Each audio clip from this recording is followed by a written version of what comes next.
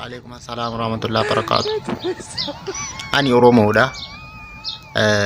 Qabeenya sin qabu, beekumsa sin qabu. Akkam ta'uun qabame ani amma. Namni beekumsa qabu, qabeenya hin qabne Oromoo ta'uu qabu.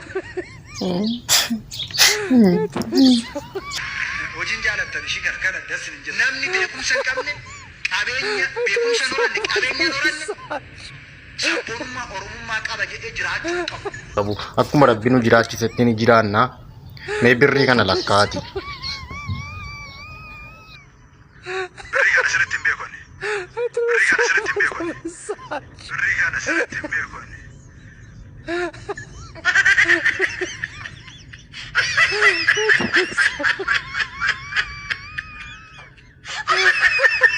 Birrii lakkaa'uu nan beeku.